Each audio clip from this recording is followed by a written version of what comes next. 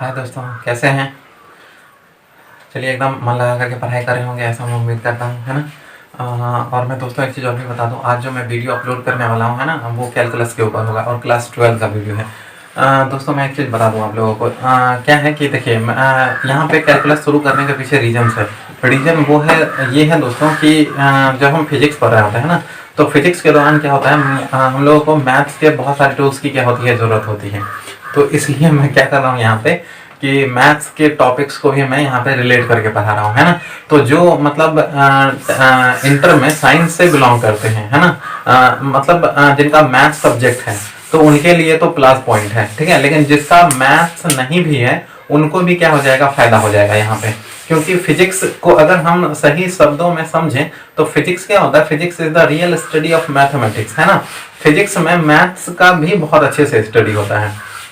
तो इसलिए मैथ्स पे अगर आपका पकड़ होता है, then in that case physics आपको बहुत आसान लगती है समझने में, है ना। तो ऐसा ही मैं कुछ करने वाला हूँ कि फिजिक्स का जो टॉपिक पढ़ाऊंगा और मुझे लगेगा कि यहाँ पे मैथ्स की जरूरत है, तो मैं उसको उस समय क्या करूंगा, पढ़ाने की कोशिश करूंगा। इससे क्या होगा कि मैथ्स वाले बच्चे जो होते हैं वो जनरली मैथ्स पढ़ रहे होते हैं, तो उनको तो चीजें समझ में आ जाती है। लेकिन जो बायोलॉजी से बिलोंग्स करते हैं, है ना, उनको क्या होती है, प्रॉब्लम, उनको फिजिक्स में थोड़ा सा प्रॉब्लम आता है, ये कि अंडरस्टैंडिंग लेवल जो होता है उनका, वो उतना डेवलप नहीं हो पाता जितना कि मैथ्स वालों का होता है ना दोस्तों। तो चलिए इसी के साथ हम लोग क्या करते हैं, अपने लेक्चर्स को शुरू करते हैं। और मैं फिर से एक बार क्या करना चाहूँगा, आप लोगों का शुक्रिया अदा करना चाहूँगा कि आप लोग काफ़ी ज़्यादा इंटरेस्ट होते हो वीडियो को देखने में, है ना, और शेयर भी करते हो। और दोस्तों शेयर कीजिए, मैं रिक्वेस्ट भी करूँगा आप लोगों से, ताकि ज़्यादा से ज़्यादा स्टूडेंट इसको देखें और इसका मतलब फ़ायदा उनको भी मिले, है ना। चलिए शुरू करते हैं आज का लेक्चर। तो आज का लेक्चर हमारा जो होगा दोस्तों, वो किसके ऊपर होगा, कैलकुलस के ऊपर होगा, ठीक है। हम किसके ऊपर बात करेंगे, कैलकुलस के ऊपर बात करेंगे, ठीक है। अब ये कैलकुलस देख लीजिए दोस्तों, कैलकुलस जो होता है वो हम लोग दो तरीके से, मतलब दो पार्ट में हम इसको क्या करते हैं, बांटते हैं। एक हमारा होता है डिफरेंशियल कैलकुलस। कौन सा होता है दोस्तों, डिफरेंशियल। एक जो होता है वो होता है हमारा क्या, इंटीग्रल, है ना। डिफरेंशियल कैलकुलस और दूसरा जो है वो कौन सा, इंटीग्रल कैलकुलस, है ना। तो डिफरेंशियल कैलकुलस को हम लोग क्या करते हैं, 11th में ही पढ़ते हैं, है ना। डिफरेंशियल कैलकुलस का जो स्टडी होता है वो कहाँ पे हो जाता है दोस्तों, 11th में बहुत अच्छे से इसका स्टडी होता है। और दूसरा जो मैं बात करूं वो होता है क्या, इंटीग्रल कैलकुलस, है ना। डिफरेंशियल जो है वो 11th में, और इंटीग्रल कैलकुलस जो है वो पूरा का पूरा आपको दिया गया है क्लास 12th में, है ना। तो मैं एक बार फिर से आप लोगों को जो है सो अवेयर कराना चाहूंगा कि अगर आपका डिफरेंशियल कैलकुलस कमांड है तो अच्छी बात है ना। और अगर नहीं है तो आप एक बार उसको रिवाइज करें, है ना। और जिनको नहीं समझ में आया, क्योंकि अक्सर ऐसा होता है कि हम लोग किसी काम की वजह से क्या होता है, कोई क्लास होता है जो हम लोग मिस कर देते हैं, और उसका परिणाम जो हमको आगे चल करके जो भुगतना पड़ता है ना। तो हो सकता है कि बहुत सारे स्टूडेंट ऐसे होंगे जिनका क्लास मतलब मिस हो गया होगा, तो वो डिफरेंशियल कैलकुलस को अच्छे से नहीं समझ पाए होंगे। गाइस, अगर आप लोगों के साथ ऐसा प्रॉब्लम है तो प्लीज कमेंट बॉक्स में जाकर के लिखिए, ताकि मैं क्या करूं, डिफरेंशियल कैलकुलस के ऊपर भी आपको वीडियो बना दूं, ताकि मैथ्स के ये टूल समझने के लिए वो बहुत जरूरी है, तो वो भी आपको अच्छे से समझ में आ जाए, ठीक है। अब हम क्या करते हैं, शुरू करते हैं अपने वीडियोज को। तो देखिए यहाँ पे क्या है दोस्तों, इंटीग्रल कैलकुलस, है ना। जो हमको क्या करना है, यहाँ पे स्टडी करना है। तो इंटीग्रल कैलकुलस के बारे में मैं आपको बता दूं, है ना। इसको मैं एग्जांपल्स के थ्रू आपको क्या करता हूँ, समझाने की कोशिश करता हूँ इंटीग्रल कैलकुलस के बारे में, ठीक है दोस्तों। चलिए यहाँ पे क्या करते हैं, लेट मान लेते हैं हमारा एक फंक्शन है, ठीक है। Let y is equal to F of X, है ना। F of X, y is equal to F of X का क्या मतलब होता है दोस्तों, आप लोग जानते होंगे इसको। इसका मतलब जो होता है वो क्या होता है, it means that y is the function of, y is the function of x, है ना दोस्तों। y क्या होता है, x का फंक्शन होता है, मतलब x जिस तरीके से वेरी करेगा, हमारा y जो है वो उसी तरीके से क्या होगा, वेरी करता चला जाएगा, ठीक है। चलिए आगे हम समझते हैं, ये तो सिंपल सी बात हो गई, है ना। आगे हम बात करते हैं इसके ऊपर। यहाँ पे देखिए दोस्तों, अगर मैं इसका डिफरेंशिएशन निकालूं, है ना, मैं पहले भी बोल चुका हूँ, अगर आप डिफरेंशिएशन पढ़ें उसको रिवाइज कर लीजिए एक बार, ताकि ये चीजें आपको और भी अच्छे से समझ में आए, है ना। तो अगर मैं इसका डिफरेंशिएशन निकालूं, है ना दोस्तों, D F of x, by D x. तो ये मान लीजिए डिफ्रेंसिएशन निकालेंगे हम, इसको मान लेते हैं कि एफ ऑफ एक्स जो हमारा फंक्शन है उसको डिफ्रेंशिएट करने पे क्या आता है दोस्तों, जी ऑफ एक्स आता है। क्या आता है, जी ऑफ एक्स आता है ना। फंक्शन को डिफ्रेंशिएट करने पे कितना आता है दोस्तों, जी ऑफ एक्स। यहाँ पे हमने इसको मान लिया है ना, क्या कर लिया है दोस्तों, हमने इसको मान लिया कि मतलब एफ ऑफ एक्स जो फंक्शन है हमारा, इसको जब डिफरेंशिएट करेंगे तो क्या आएगा, जी ऑफ एक्स आएगा। अब ये जी ऑफ एक्स क्या है उसके बारे में बता दूं, ये डिफरेंशियल कोएफिशिएंट है। क्या बोलते हैं इसको, डीसी। डीसी का मतलब क्या होता है दोस्तों, डिफरेंशियल। क्या होता है दोस्तों, डिफरेंशियल कोएफिशिएंट। क्या बोलेंगे इसको, डिफरेंशियल कोएफिशिएंट बोलेंगे। ठीक है, क्या बोला जाएगा इसको, डिफरेंशियल कोएफिशिएंट बोला जाएगा। तो यहाँ पे समझने की कोशिश कीजिए जरा, है ना। यहाँ पे क्या है देख सकते हैं आप, द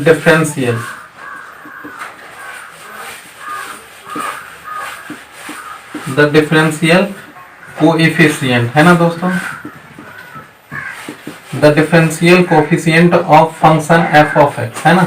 एफ ऑफ एक्स जो आपका फंक्शन है उसका डिफरेंशियल कोएफिशिएंट कितना आया है, या तो आप उसको D F of x by D x बोलिए, या इसी को आप क्या बोल सकते हैं, जी ऑफ एक्स बोल सकते हैं। ठीक है, तो यहाँ पे एक समझने की कोशिश कीजिए, यहाँ पे क्या मतलब बताने की कोशिश की जा रही है इक्वेशंस के थ्रू, उसको आप जरा समझेंगे, है ना। यहाँ क्या है दोस्तों, D F of x, D F of x by D x, इसका वैल्यू क्या आया है, जी एफ ऑफ एक्स आया है ना दोस्तों।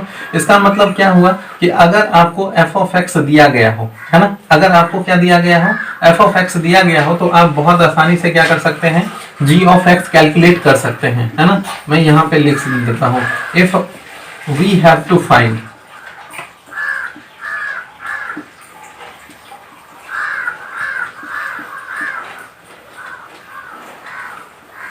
If f of x is given, अगर हमारा f of x दिया गया है ना दोस्तों, then we easily find, है ना, हम बहुत ही आसानी से क्या कर सकते हैं, we easily find g of x।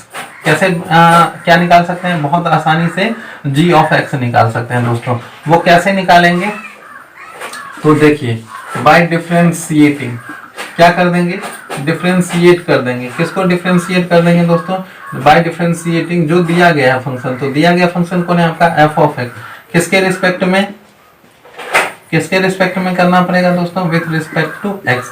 X के साथ अगर मैं क्या कर दूं, इसको डिफरेंशिएट कर दूं, तो बहुत ही आसानी से मैं क्या कर सकता हूं, जी ऑफ एक्स निकाल सकता हूं, है ना। लेकिन क्वेश्चन यहाँ पे ये भी आता है कि अगर एफ ऑफ एक्स आपका दिया गया हो, है ना, अगर ये गिवन है, तो मैं इसे क्या कर सकता हूं, इसे कैलकुलेट कर सकता हूं, है ना। लेकिन एक इसका रिवर्स क्वेश्चन भी उठता है। रिवर्स क्वेश्चन क्या उठता है दोस्तों, कि अगर यहाँ पे जी ऑफ एक्स ही दिया गया होता है ना, यहाँ पे क्या दिया गया होता, सेम चीज समझने की क्वेश्चन समझिएगा यहाँ पे, if F of X, G of x is given, if G of x is given, अगर यहाँ पे जी ऑफ एक्स ही आपको दिया गया होता और तब आपसे पूछा जाता कि कैलकुलेट कीजिए क्या, then we have to calculate, अगर मुझे कैलकुलेट करना होता एफ ऑफ एक्स का वैल्यू, तो मैं क्या करता दोस्तों, कैसे निकालता एफ ऑफ एक्स का वैल्यू। तो ये भी देखिए, ये भी बहुत आसानी से निकल जाता है, और ये भी आपको यहाँ पे क्या करना है, समझना है। अगर आपसे ये पूछा जा रहा है कि जी ऑफ एक्स दिया गया है और क्या करना है आपको, एफ ऑफ एक्स का वैल्यू कैलकुलेट करना है, तो कैसे निकालेंगे, तो समझने की कोशिश कीजिएगा। यहाँ पे क्या होगा कि जी ऑफ एक्स का वैल्यू कैलकुलेट, यहाँ पे एफ ऑफ एक्स का वैल्यू अगर आप कैलकुलेट करना चाहते हैं, तो आंसर क्या आएगा इसका। मैं अगर देखिए दोस्तों, अगर मैं इसका आंसर यस में देना चाहूँ, है ना, यहाँ पे देखिएगा, मैं इसको यहाँ पे बताने की कोशिश कर रहा हूँ, है ना। इसका सॉल्यूशन क्या आएगा, इसका सॉल्यूशन आएगा यस, मतलब इसका सॉल्यूशन निकाल सकते हैं हम, है ना। लेकिन इस सॉल्यूशन को निकालने के लिए जो प्रोसेस क्या किया जाएगा, रन किया जाएगा, है ना। जो प्रोसेस हम लोग क्या करेंगे, अप्लाई करेंगे, that process is known as integration, है ना। उसी प्रोसेस को क्या बोला जाएगा दोस्तों, इंटीग्रेशन बोला जाएगा, है ना। क्या बोला जाएगा उसको, इंटीग्रेशन बोला जाएगा। तो याद रखिएगा, तो इस तरीके से आप देख भी सकते हैं, है ना। क्या बोला जाएगा दोस्तों, इसका इतना समझ लीजिए, इसको क्या बोलेंगे हम लोग, इंटीग्रेशन बोलेंगे, है ना।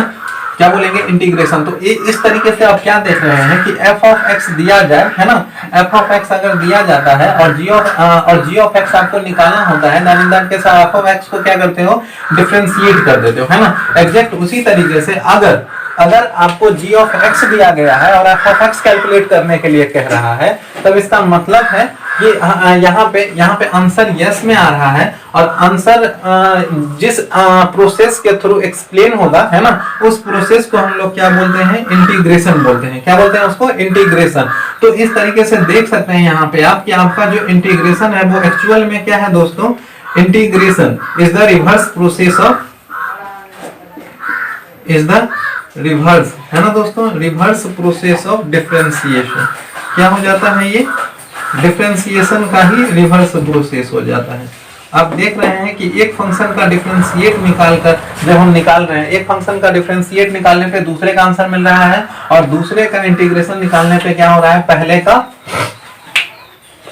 सॉरी एक का एफ ऑफ एक्स को जब हम क्या करते हैं, डिफरेंशिएट करते हैं, तो जी ऑफ एक्स मिल रहा है ना। एग्जैक्ट उसी तरीके से अगर जी ऑफ एक्स आपको दिया गया है ना, और उसका हमको इंटीग्रेशन निकालना है, तो आपको क्या मिल जाएगा, एफ ऑफ एक्स मिल जाएगा। तो इस तरीके से इंटीग्रेशन जो हो जाता है वो क्या हो जाता है, रिवर्स प्रोसेस हो जाता है, किसका, डिफरेंशिएशन का, है ना।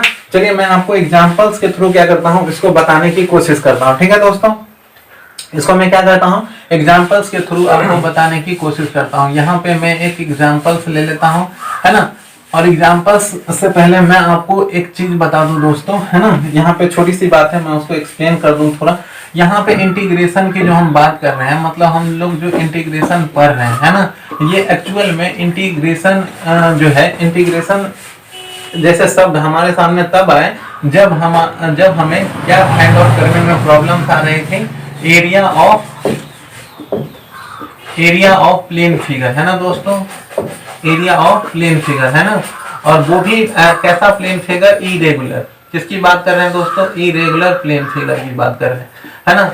इरेगुलर इट मींस दैट कि देखिए जैसे ये जा रहा है और यहाँ पे ये ऐसे हो जा रहा है ना। तो इस केस में आप देख सकते हैं कि ये हर जगह यूनिफॉर्मली मतलब डिस्ट्रीब्यूटेड नहीं है ना। तो ऐसे केस में जब हम एरिया कैलकुलेट करेंगे ऐसे प्लेन फिगर का, तो उसमें किसका यूज करना होगा, इंटीग्रेशन का। और इसी पे पूरा कैलकुलस जो है वो क्या हुआ था, इन्वेंट हुआ था, मतलब इसी पे पूरा फोकस किया गया था, है ना दोस्तों। चलिए इसके अलावा मैं और भी बात कर लूँ, एक वर्किंग डेफिनेशन देख लेता हूँ इसका। ये तो हमने समझ लिया कि मतलब ये इंटीग्रेशन में इतनी प्रोसेस होती है ना, इंटीग्रेशन का ये मतलब होता है। एक वर्किंग डेफिनेशन ले लेते हैं जिससे हमको ये समझ में आए कि एक्चुअल में इंटीग्रल प्रॉब्लम्स मेरे सामने आए, है ना, इस तरह के क्वेश्चंस हमारे सामने आए तो उसको मैं कैलकुलेट कैसे करूं, उसको मैं सॉल्व कैसे करूं, है ना दोस्तों। चलिए मैं इसका एक वर्किंग डेफिनेशन आपको बता देता हूं, फिर मैं क्या करूंगा, क्वेश्चन सॉल्व करूंगा इसके ऊपर।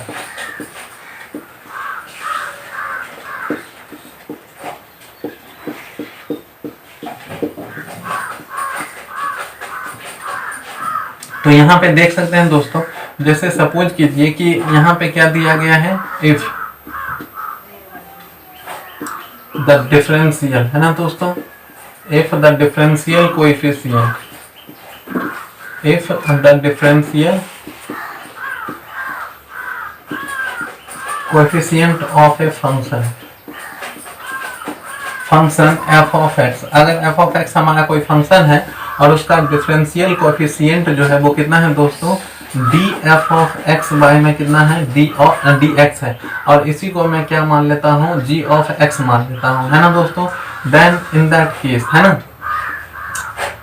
तब उस केस में ध्यान दीजिएगा दोस्तों कि एफ ऑफ एक्स जो है ना, एफ ऑफ एक्स, यहाँ पे जी ऑफ एक्स आपका क्या कहला रहा है, डीसी, डिफरेंशियल कोएफिशिएंट कह रहा है। तो उस केस में एफ ऑफ एक्स आपका क्या हो जाएगा, F of x is known as integrals, है ना। एफ ऑफ एक्स आपका क्या हो जाएगा दोस्तों, इंटीग्रल्स हो जाएगा, क्या हो जाएगा, इंटीग्रल्स हो जाएगा, है ना। इसी इंटीग्रल्स को हम लोग एक और आम नाम से जानते हैं जिसको क्या बोला जाता है, प्रिमिटिव। क्या बोला जाता है दोस्तों, प्रिमिटिव बोला जाता है ना। क्या बोलेंगे उसको, प्रिमिटिव बोलेंगे, याद रखिएगा दोस्तों। इसको और क्या बोला जाता है, प्रिमिटिव्स भी बोला जाता है, ठीक है। तो ये होता है हमारा क्या इंटीग्रल्स का डेफिनेशन, एक वर्किंग डेफिनेशन। अब यहाँ पे एग्जांपल्स आपको मैं दे रहा हूँ। जैसे सपोज कीजिए कि y बराबर आपका एक फंक्शन क्या है, e ऑफ x है। क्या है दोस्तों, e ऑफ x है ना। तो यहाँ पे अगर मैं इसको क्या करूँ, डिफ्रेंशिएट करूँ, इसको मैं f ऑफ x भी मान सकता हूँ। और सपोज कीजिए कि मैं यहाँ पे क्या करने जा रहा हूँ, f ऑफ x को डिफ्रेंशिएट करने जा रहा हूँ। तो इस f ऑफ x को डिफ्रेंशिएट करने पे अब f ऑफ x का वैल्यू कितना, e ऑफ x रखेंगे, और e ऑफ x का जो डिफरेंशिएशन होता है दोस्तों वो कितना होता है, e to the power x है। मतलब e के पावर x का जो डिफरेंशिएशन होता है वो e के पावर x ही होता है। आप लोगों में से जिसने भी डिफरेंशिएशन पढ़ा होगा तो उनको समझ में आ रहा होगा ये चीजें। मैं फिर से बोल रहा हूँ दोस्तों, अगर आपको डिफरेंशिएशन समझ में नहीं आया है तो please comment in my comment box, है ना, in comment box in my YouTube channel. अगर आप मेरे यूट्यूब चैनल पे जा करके कमेंट बॉक्स में ऐसा कमेंट करते हैं, है ना, कि आपको डिफरेंशिएशन से रिलेटेड प्रॉब्लम्स आ रही है, तो मैं क्या करूंगा, पूरी कोशिश करूंगा कि आपको इसके ऊपर भी वीडियो बना दूं ताकि कोई कंफ्यूजन ना रहे, है ना। तो यहाँ पे देखिए दोस्तों क्या है कि f ऑफ x का डिफरेंशिएशन कितना है, e to the power x है ना, कितना है, e to the power x है। तब इस केस में ध्यान दीजिएगा, यहाँ डिफरेंशियल कोएफिशिएंट कितना हो गया दोस्तों, डिफरेंशियल कोएफिशिएंट जो हो गया वो e to the power x हो गया। लेकिन अगर मैं बात करूं इंटीग्रल्स की, है ना दोस्तों, किसकी बात करूं मैं, इंटीग्रल्स की, तो इंटीग्रल्स क्या हो जाएगा बताइए जरा, है ना दोस्तों। अगर मैं इंटीग्रल्स की बात करूं तो इंटीग्रल्स कितना हो जाएगा हमारा यहाँ पे देखिए इंटीग्रल्स भी क्या हो जाएगा दोस्तों, इंटीग्रेशन का मैंने सिंबल आपको बताया था, क्या होता है इंटीग्रल्स का सिंबल, तो कितना होता है दोस्तों, ये होता है समेशन। ये हमने सिंबल बताया था आपको। जब आप इसका इंटीग्रेशन निकालेंगे तो यही इंटीग्रेशन जो फंक्शन दिया हुआ है वो क्या हो जाता है, f ऑफ x हो जाता है, और f ऑफ x का वैल्यू कितना है आपका, e to the power x है। तो ये हमारा क्या हो गया, क्या हो गया दोस्तों,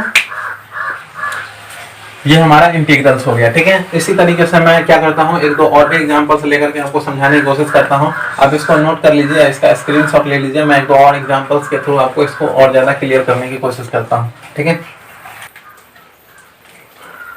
चलिए मैं और एक दो और एग्जांपल्स देकर के इसको समझाने की कोशिश करता हूँ दोस्तों। जैसे सपोज कीजिए कि y बराबर कितना आ जाता है दोस्तों, sin x, है ना, कितना आ जाता है आपको, y बराबर कितना आता है वैल्यू, sin x आता है। देन इन दैट केस क्या हो जाएगा, यहाँ पे अगर मैं डिफरेंशिएट करूँ इसको, ठीक है दोस्तों, अगर मैं इसको क्या करूँ, डिफरेंशिएट करूँ, तो डिफरेंशिएट करने पे कितना हो जाएगा दोस्तों, इसी को चलिए मैं यहाँ पे f ऑफ x लिख रहा था तो f ऑफ x भी मान लेता हूँ। तो यहाँ पे जब मैं इसको क्या करूँगा, डिफरेंशिएट करूँगा, है ना, जब मैं इसको डिफरेंशिएट करूँगा तो f ऑफ x का वैल्यू कितना है दोस्तों, sin x है, कितना है, sin x। तो sin x को sin x का डिफरेंशिएशन आप लोगों को पता होगा कितना होता है, cos x होता है। देयरफॉर अगर मैं इसका इंटीग्रल से निकालूं, इंटीग्रेशन निकालूं, तो ये इंटीग्रेशन क्या कितना हो जाएगा, cos x, है ना दोस्तों, cos x का इंटीग्रेशन कितना हो जाएगा, फिर sin x हो जाएगा, है ना दोस्तों। देख रहे हैं आप, देखिए ये sin x क्या हो गया आपका, f ऑफ x आ गया। और f ऑफ x को क्या करते हैं आप, जब डिफरेंशिएट करते हैं तो डिफरेंशिएशन के बाद जो वैल्यू आता था, मैंने आपको बताया था कि वो क्या होता है, g ऑफ x होता है। अगर आपको याद आ रहा होगा, अभी मैंने बताया था आपको, है ना, कि f ऑफ x अगर मेरा कोई फंक्शन है और उसको जब मैं क्या करता हूँ, डिफरेंशिएट करता हूँ, तो डिफरेंशिएट करने पे जो वैल्यू आता है वो हमारा क्या होता था, g ऑफ x होता था, और जिसका नाम हम लोगों ने क्या रखा था, dc। dc मीन्स क्या, डिफरेंशियल कोएफिशिएंट। क्या बोलते हैं इसको, डिफरेंशियल कोएफिशिएंट बोलते हैं दोस्तों, है ना, क्या बोलते हैं इसको, डिफरेंशियल कोएफिशिएंट बोलते हैं। ठीक है, आप चीज़ों को एकदम बारीकी से समझने की कोशिश कीजिए, फिर आपको कंफ्यूजन नहीं रह जाएगा कहीं भी। ठीक है, क्या बोलते हैं इसको, डिफरेंशियल कोएफिशिएंट बोलते हैं, है ना।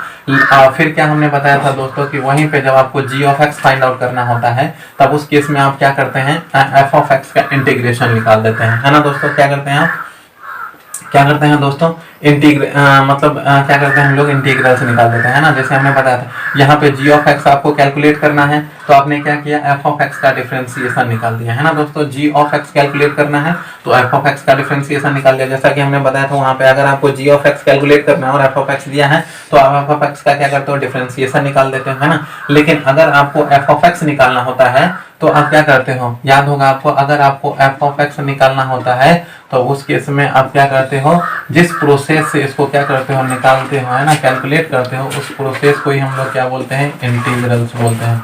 क्या बोलते हैं दोस्तों, इंटीग्रल्स, है ना। तो यहाँ पे देख लीजिए, यही ये जो इंटीग्रल्स है इसी का सिंबल क्या होता है दोस्तों, ये होता है ना, क्योंकि इंटीग्रल्स मीन्स दैट कि हम लोग इंटीग्रेशन के बारे में बात कर रहे होते हैं, है ना। और ये इंटीग्रेशन वर्ड जो है दोस्तों, इसका लिटरल मीनिंग जो होता है वो क्या होता है, समेशन। क्या होता है दोस्तों, समेशन। मैं यहाँ पे बता दूँ आपको, तो इसका लिटरल मीनिंग हम लोग क्या लेते हैं, समेशन लेते हैं, है ना दोस्तों। क्या लिया जाता है इसका लिटरल मीनिंग, समेशन। और समेशन का मतलब आप लोग जानते हैं क्या होता है, जोड़, एडिशन, है ना। और इसका सिंबल जो लेते हैं हम लोग, क्या लेते हैं दोस्तों, ये देखिए बिल्कुल किसकी तरह दिख रहा है, एस की तरह दिख रहा है ना। तो यही क्या होता है, समेशन का सिंबल होता है।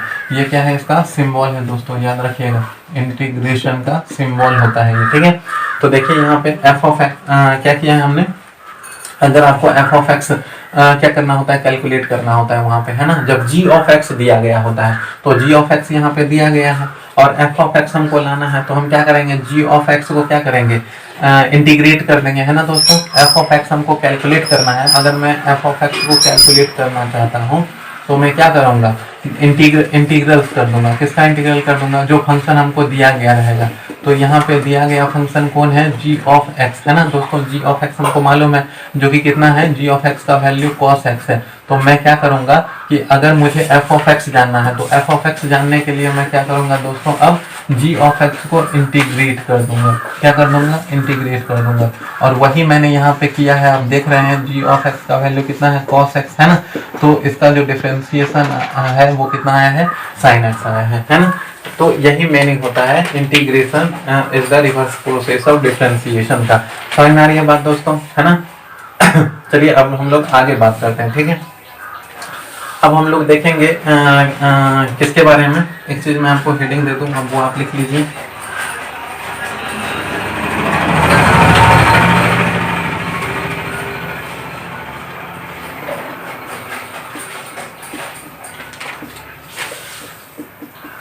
इंडेफिनिट वैल्यूडनेस इंटीग्रेशन, है ना दोस्तों। वैल्यूडनेस इंटीग्रेशन एंड आर्बिट्रेरी कांस्टेंट।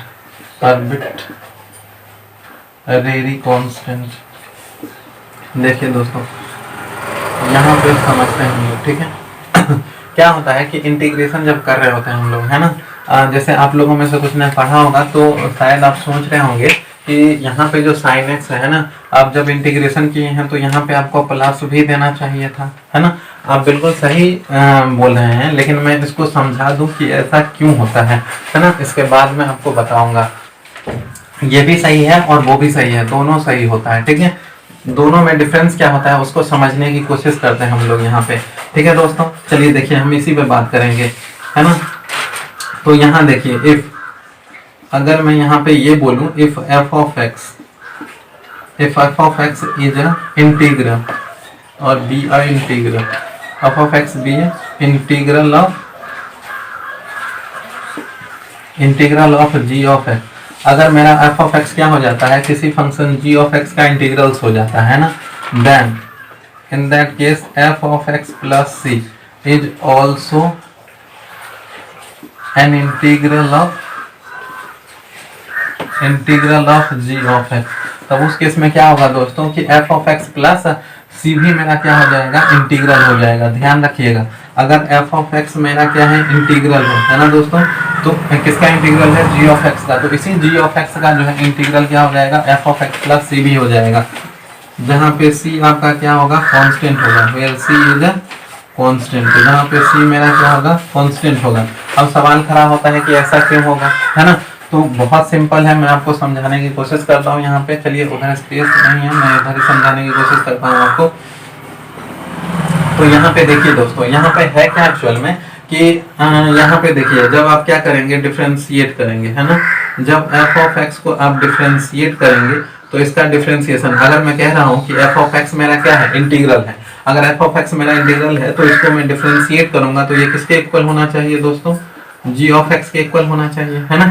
अगर एफ ऑफ एक्स मेरा जी ऑफ एक्स का इंटीग्रल है, इसका क्या इंटीग्रल है, तो जब मैं इसको डिफरेंशिएशन करूंगा तो जिस जी ऑफ एक्स के बराबर आना चाहिए। एग्जैक्ट उसी तरीके से देखिए दोस्तों, क्या है एफ ऑफ एक्स प्लस सी भी मेरा क्या है इंटीग्रल है। किसका इंटीग्रल है दोस्तों, जी ऑफ एक्स का इंटीग्रल है। तो इसको भी जब मैं क्या करूंगा डिफरेंशिएट करूंगा एक्स के साथ, तो ये भी कितना के इक्वल होना चाहिए दोस्तों, जी ऑफ एक्स के इक्वल होना चाहिए, है ना। और होता भी है, देखिए जब आप एफ ऑफ एक्स को क्या करेंगे डिफरेंशिएट करेंगे तो कितना आएगा जी ऑफ एक्स आएगा। लेकिन आप क्या करेंगे सी को जब इंटीग्रेट करेंगे तो कांस्टेंट टर्म का जो डिफरेंशिएशन होता है वो जीरो होता है ना। चलिए मैं इसको एक्सप्लेन करके ही लिख दूं। अगर मैं इसको सेपरेट करूं according to the law of differentiation तो क्या हो जाएगा D F of X by में डी एक्स और प्लस डी और सी बाय में क्या हो जाएगा दोस्तों डी एक्स हो जाएगा। तो इस तरीके से आप देखिए ये कितना D F of x by D x, इसका वैल्यू कितना हो जाएगा दोस्तों डी एक्स हो जाएगा।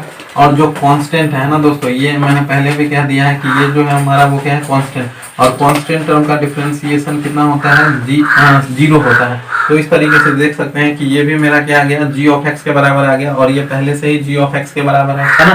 तो इसलिए मतलब एफ ऑफ एक्स भी आपका क्या होगा जी ऑफ एक्स का इंटीग्रल्स होगा, और एफ ऑफ एक्स प्लस सी भी क्या होगा जी ऑफ एक्स का क्या हो जाएगा दोस्तों इंटीग्रल्स हो जाएगा। ठीक है, चलिए इसको नोट कीजिए, फिर मैं आगे आपको क्या करता हूँ इसके ऊपर एक्सप्लेन करता हूँ। ठीक है,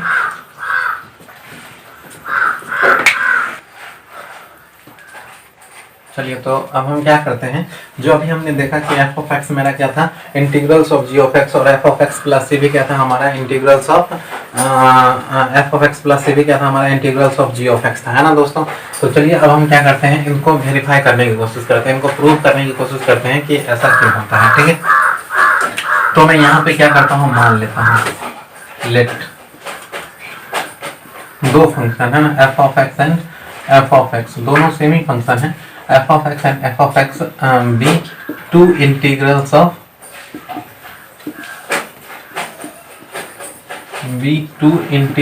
of g of x, है ना दोस्तों। मैंने यहाँ पे क्या मान लिया है f of x और f of x दो अलग अलग क्या है, दो मतलब सेम ही है, दो मतलब क्या है इंटीग्रल्स है किसके g of x के। अगर दो इंटीग्रल्स हैं तो इसका क्या मतलब हुआ दोस्तों कि जब मैं f of x को डिफरेंशिएट करूंगा है ना तो इसका वैल्यू जो है वो बराबर हो जाएगा किसके दोस्तों, अभी हमने बताया आप लोगों को डी ऑफ एक्स बाय में डी एक्स, और ये दोनों ही किसके बराबर होगा।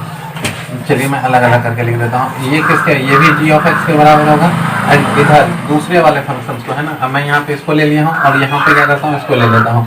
तो डी ऑफ एक्स को जब मैं डिफरेंशिएट करूंगा तो यहाँ ये भी किसके बराबर होना चाहिए जी ऑफ एक्स के बराबर होना चाहिए, है ना दोस्तों। अब यहाँ पे देखिए, यहाँ पे क्या करता हूँ मैं मान लेता हूँ कि एफ ऑफ एक्स को जब मैं डिफरेंशिएट करूंगा तो वो कितना आएगा एफ डैश एक्स आएगा, है ना दोस्तों। क्या आएगा एफ डैश एक्स आएगा, और इसका वैल्यू कितना हो जाएगा दोस्तों जी ऑफ एक्स हो जाएगा। इसी तरीके से यहाँ भी देख सकते हैं दोस्तों एफ डैश एक्स जो है वो कितना के बराबर जी ऑफ एक्स के बराबर, इसलिए मैं ये कह सकता हूँ कि एफ डैश एक्स जो है वो बराबर हो जाएगा एफ डैश एक्स के, और ये बराबर हो जाएगा दोस्तों कितना जी ऑफ एक्स के, है ना दोस्तों। अब यहाँ पे देखिए अगर ये भी इसके बराबर और ये भी इसके बराबर है, इट मीन्स दैट कि एफ ऑफ एक्स जो है वो क्या हो जाएगा एफ ऑफ एक्स माइनस, अगर मैं इसको बराबर करूँ या फिर डायरेक्ट मैं चलिए पहले ऐसे लिख देता हूँ एफ डैश एक्स जो है वो बराबर हो जाएगा एफ डैश एक्स के, है ना दोस्तों। अब एफ डैश एक्स जो है वो क्या हो जाएगा दोस्तों बताइए जरा आप लोग क्या हो जाएगा। इधर मैं अगर क्या करूँ इसको लेफ्ट साइड लेके आऊँ है ना, तो क्या हो जाएगा एफ डैश एक्स, ये भी क्या हो जाएगा इतना इक्वल्स टू जीरो हो जाएगा, है ना। राइट साइड नहीं कुछ बचेगा तो जीरो ही बचेगा, है ना दोस्तों। अब देखिए यहाँ पे मैं इसको क्या लिख सकता हूँ, यहाँ पे आप समझ सकते हैं कि F dash x minus F dash x का वैल्यू कितना आया है जीरो आया है ना। क्या आया है दोस्तों जीरो आया है। इसका क्या मतलब हुआ कि यहाँ पे जो भी टर्म्स रहे होंगे है ना दोस्तों, जैसे यहाँ पे टर्म्स होगा यहाँ पे भी कुछ टर्म्स होगा, लेकिन यहाँ पे जो भी टर्म्स रहा होगा वो टर्म्स क्या होगा दोस्तों कांस्टेंट होगा, है ना। क्या रहा होगा कांस्टेंट रहा होगा, और उस कांस्टेंट को जब मैं क्या किया हो मतलब क्या करूंगा कांस्टेंट टर्म को जब मैं डिफरेंशिएट है ना, जब उसको डिफरेंशिएट किया होगा तो उस समय क्या हो गया होगा कि उसका डिफरेंशिएशन जो है डिफरेंशिएट करने पे है ना ऑन डिफरेंशिएटिंग, यहाँ पे क्या लिख दो ऑन डिफरेंशिएटिंग, उसका डिफरेंशिएशन जो है वो क्या हो गया होगा जीरो हो गया होगा, है ना दोस्तों।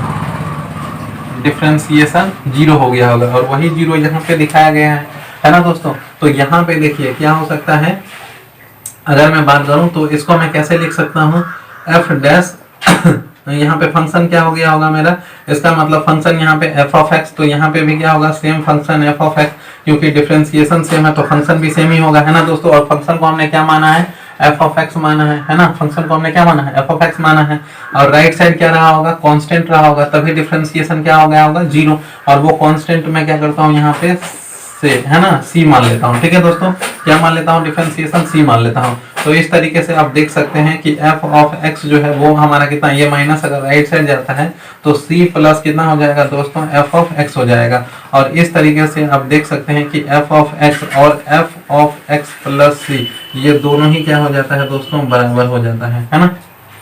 ये दोनों ही क्या हो जाता है, बराबर हो जाता है। और ये दोनों बराबर होने की वजह से क्या होता है कि इन दोनों का जो इंटीग्रल्स होता है ना दोस्तों, वो दोनों क्या होता है, सेम ही फंक्शन का इंटीग्रल्स होता है। याद रखिएगा, एफ ऑफ एक्स भी उसी फंक्शन का इंटीग्रल्स होगा जिसका कि एफ ऑफ एक्स प्लस सी होगा। बात समझ में आई दोस्तों। तो इस तरीके से क्या होता है कि हम जो बात करते हैं कि किसी भी फंक्शन का जो इंटीग्रल्स होगा वो यूनिक होगा, किसी भी फंक्शन का इंटीग्रल्स यूनिक नहीं हो सकता है ना दोस्तों।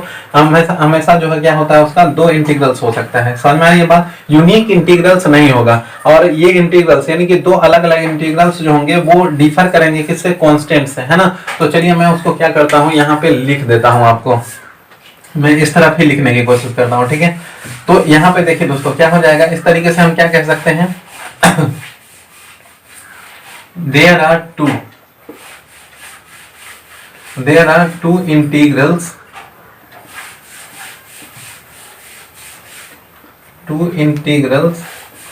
Of a same function, two integrals of a function, है ना दोस्तों, which is differ by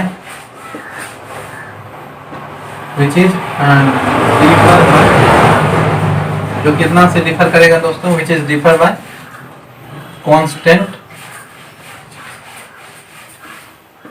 differ by constant, है ना, जो किसी कांस्टेंट से क्या करेगा दोस्तों, डिफर करेगा। समझ में आ रही है बात, मतलब उन दोनों के बीच का जो डिफरेंस होगा वो हमेशा ही कोई क्या होगा, एक कांस्टेंट नंबर होगा। बात समझ में आ रही है।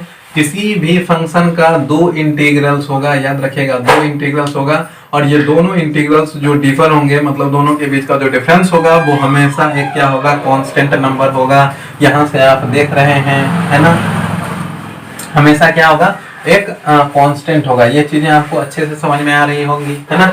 चलिए अब यहाँ पे मैं एक चीज और भी समझा देता हूँ दोस्तों, है ना। तो इनसे मतलब एक चीज तो आपको समझ में आ गया होगा कि किसी भी फंक्शन का जो इंटीग्रल्स होता है वो यूनिक नहीं हो सकता है ना। मतलब the integrals of a function is never becomes unique, that is the integrals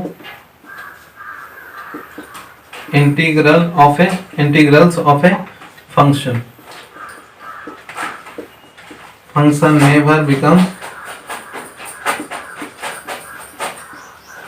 never becomes unique, है ना दोस्तों, यूनिक नहीं हो सकता। यूनिक क्यों नहीं हो सकता, देख सकते हैं, दो फंक्शन, एक एफ ऑफ एक्स है और दूसरा एफ ऑफ एक्स प्लस सी है ना, क्या होगा दोस्तों, यूनिक नहीं होगा। ये चीज हमेशा दिमाग में बैठा करके रखिएगा, ठीक है। तो क्या होगा फिर इन दैट केस, तो इस केस में देखिए क्या होगा, ये चीजें आप ध्यान में रखिएगा, ठीक है। अब यहाँ पे देखिए दोस्तों, इफ दोनों का मतलब समझिए, इन दोनों का, एफ ऑफ एक्स का क्या मतलब है और एफ ऑफ एक्स प्लस सी का क्या मतलब है दोस्तों। तो यहाँ पे मैं समझा देता हूँ, if F of x is an integral, है ना, if F of x is an integral of ji of x, अगर एफ ऑफ एक्स मेरा इंटीग्रल है किसी फंक्शन जी ऑफ एक्स का, then in that case F of x plus C is called, तब F of x plus C जो है वो आपका क्या कहलाएगा, इज कॉल्ड जनरल इंटीग्रल्स। क्या बोलेंगे दोस्तों इसको, जनरल इंटीग्रल्स बोलेंगे। याद रखिएगा, ये सब एग्जाम्स में आपको फाइंड आउट करने के लिए बोला जाता है, बोर्ड्स के एग्जाम्स में। समझ में आ रही है बात, उसको क्या बोला जाएगा, जनरल इंटीग्रल्स बोला जाएगा। बात समझ में आ रही है। बट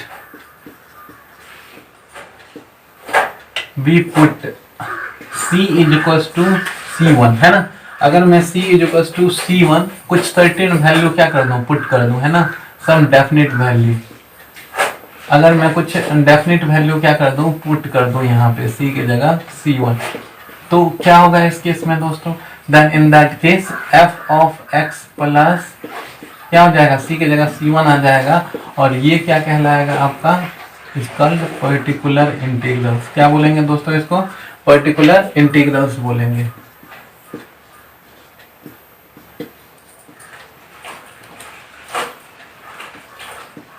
ये सब की वर्ड सब है, आप याद रखेगा दोस्तों। इसको क्या बोला जाएगा, पर्टिकुलर इंटीग्रल्स बोला जाएगा, है ना।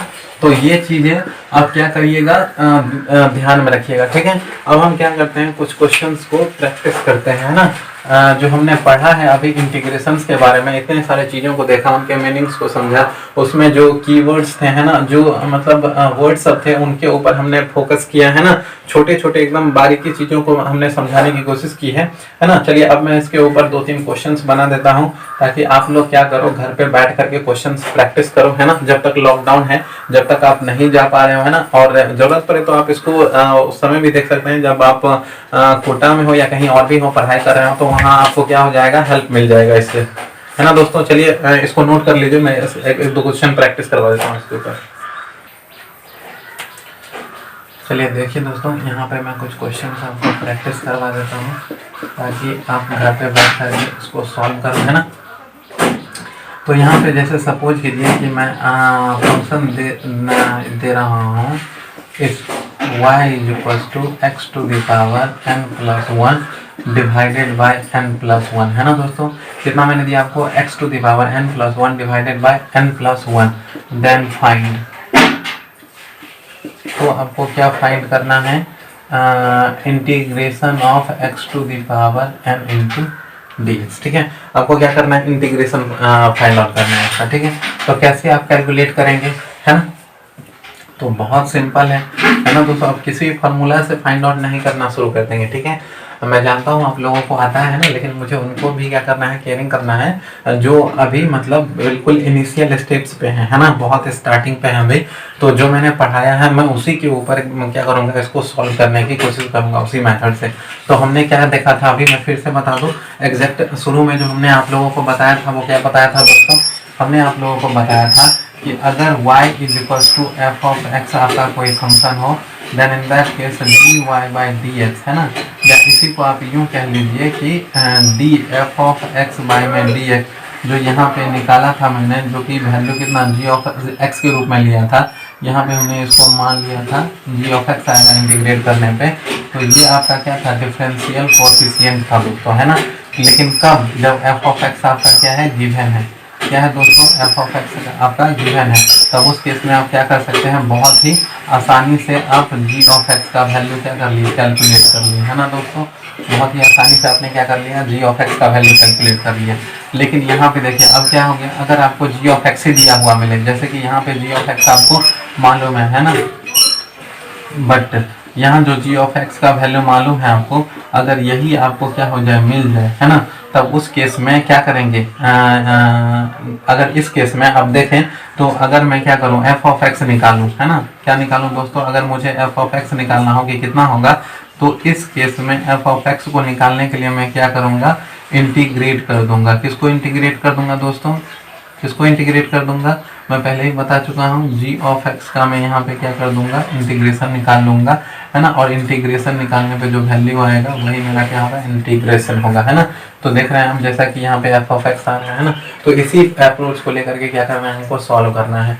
तो यहाँ पे आप देख सकते हैं कि y का वैल्यू जो है वो कितना है दोस्तों, x to the power n plus 1 divided by n plus कितना है, 1 है ना, कितना है दोस्तों, n प्लस 1 है। तो यहाँ पे मैं क्या करता हूँ, डिफ्रेंशिएट कर देता हूँ, ठीक है, डिफ्रेंशिएशन के मदद से निकालूंगा, है ना, क्योंकि हमने बताया था इंटीग्रेशन जो होता है वो क्या होता है, reverse process of integration is the reverse process of, क्या होता है दोस्तों, रिवर्स प्रोसेस ऑफ डिफरेंशिएशन, है ना। डिफरेंशिएशन का ही क्या होता है, ये रिवर्स प्रोसेस होता है। तो उसी के बेसिस पे हमें बात करनी है अभी यहाँ पे। तो मैं क्या करूँगा, डिफरेंशिएटिंग, है ना, differentiating both side with respect to, क्या करूँगा दोस्तों, both side with respect to X, with respect to x.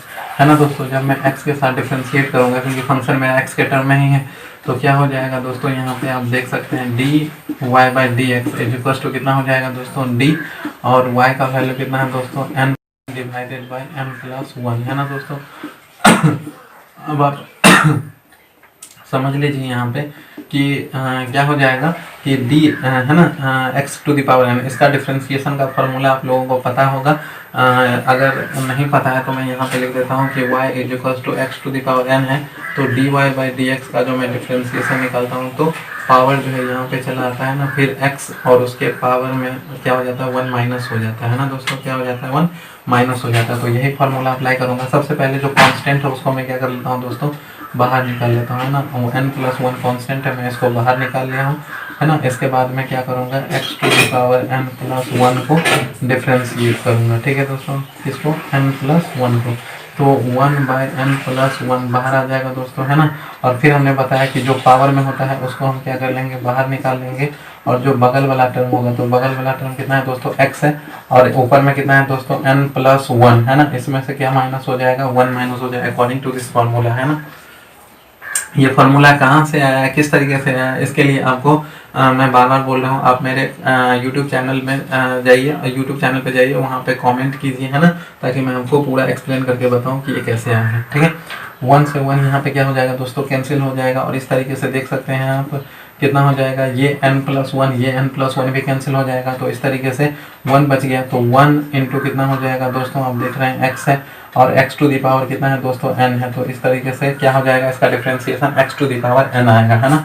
चलिए मैं इसको फिर से इधर ही समझाने की कोशिश करता हूँ। हमने क्या देखा यहाँ पे कि dy बाई डी एक्स, है ना दोस्तों, कितना आया, dy बाई डी एक्स का वैल्यू कितना आया दोस्तों, x to the power n आया है।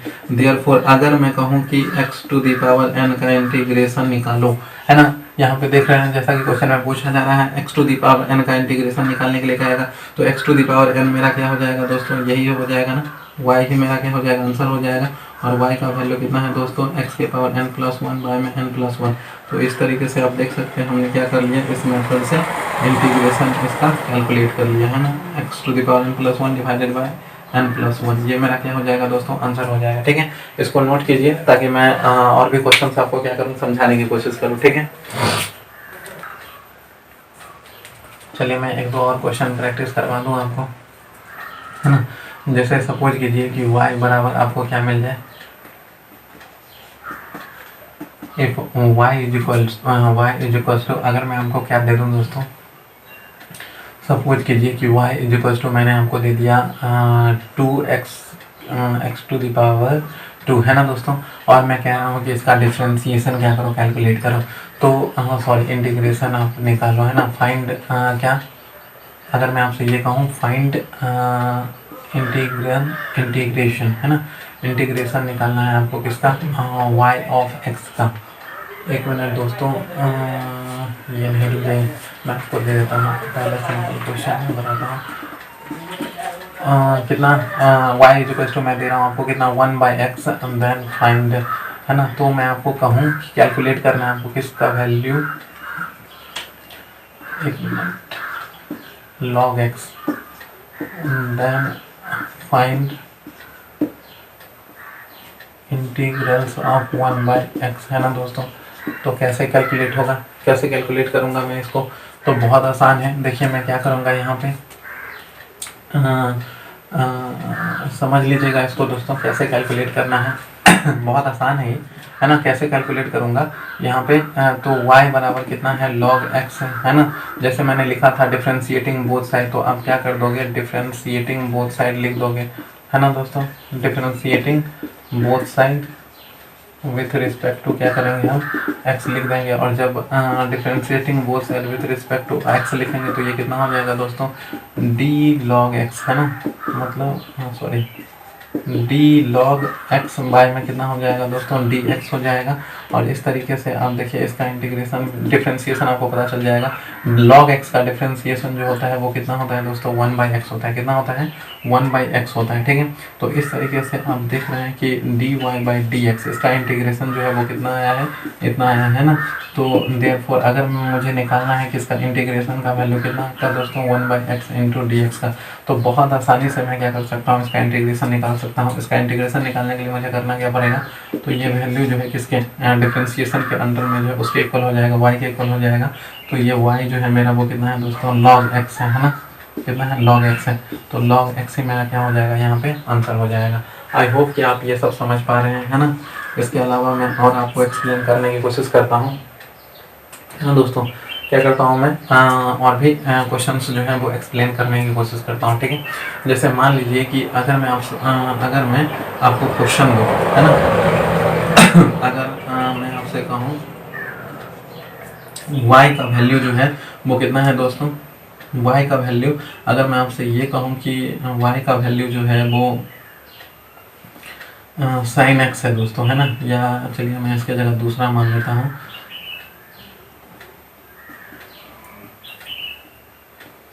y का वैल्यू कितना है दोस्तों, 10x है। कितना मान लेता हूँ, 10x है ना। और तब मैं कहता हूँ इंटीग्रेट, है ना, find the integration of sec square x। तो कैसे कैलकुलेट करूँगा दोस्तों मैं, देखिए बहुत आसान है। मैं क्या करूँगा, इसको सॉल्व करने के लिए सबसे पहले क्या करूँगा, तो फंक्शन ले लूँगा, है ना। मतलब y इक्वल टू कितना है, 10x है।